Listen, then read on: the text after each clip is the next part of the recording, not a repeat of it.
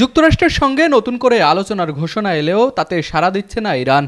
মার্কিন president Donald Trump জানিয়েছেন, ইরানের সঙ্গে দ্বিতীয় দফার আলোচনা আয়োজনের উদ্যোগ নেওয়া হয়েছে। তিনি সামাজিক যোগাযোগ মাধ্যমে বলেছেন, যুক্তরাষ্ট্রের প্রতিনিধিরা আলোচনার জন্য পাকিস্তানের রাজধানী ইসলামাবাদে যাচ্ছেন এবং শিগগিরই সেখানে পৌঁছাবেন।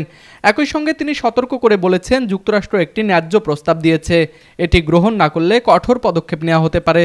রংপুর শহরে নিরিবিলি ও মনোরম পরিবেশে অবস্থিত রংপুর গ্রুপের প্রিমিয়াম আবাসন প্রকল্প আনান সিটিতে নগদ মূল্য ও সহজ কিস্তিতে প্লট এবং কন্ডোমিনিয়াম অ্যাপার্টমেন্ট বিক্রয় চলছে। তবে ইরানের পক্ষ থেকে স্পষ্টভাবে জানানো হয়েছে, এই মুহূর্তে যুক্তরাষ্ট্রের সঙ্গে কোনো আলোচনায় যাওয়ার পরিকল্পনা নেই। দেশটির রাষ্ট্রীয় গণমাধ্যমের বরাতে সংশ্লিষ্ট কর্মকর্তারা জানিয়েছেন, বর্তমান পরিস্থিতি আলোচনার জন্য অনুকূল নয়। ইরানের পক্ষ থেকে বলা হয়েছে, যুক্তরাষ্ট্র যদি সত্যিই আলোচনায় আগ্রহী হয় তাহলে আগে নৌ অবরোধ তুলে নিতে হবে, এটাই তাদের প্রধান শর্ত।